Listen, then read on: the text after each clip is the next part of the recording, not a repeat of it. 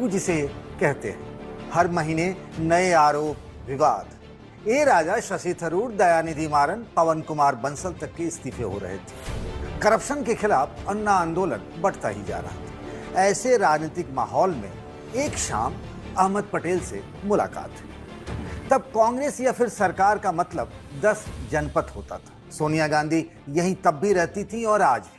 और अहमद पटेल सोनिया गांधी के सबसे भरोसेमंद सलाहकार और राजनेता थे। देश में जारी उथल पुथल पर जब उनसे सवाल पूछा तो पटेल ने कहा, जब बातें हाथ से निकलने लगती हैं तो फिर निकल ही जाती हैं। और यही हुआ भी।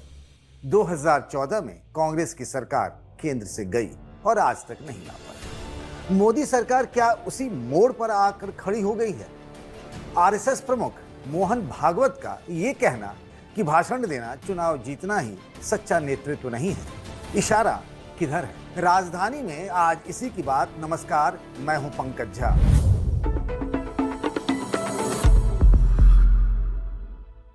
मेरे लिए देश की सबसे बड़ी 4 जातियां हैं।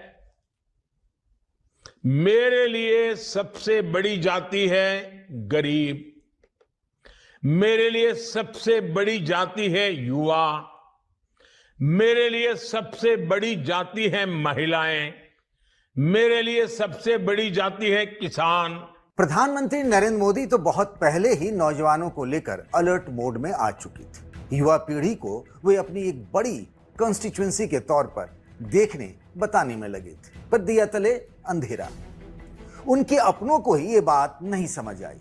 जब छात्रों का जंतर मंतर समेत देश भर में प्रदर्शन हुआ तो भारतीय जनता पार्टी के पूर्व सांसद रमेश बिधूड़ी को वे पंचर और चाबी बनाने वाले लगे। मंडी से सांसद कंगना रनौत ने जेन जी को नई परिभाषा गटर जनरेशन कहकर गढ़ दी।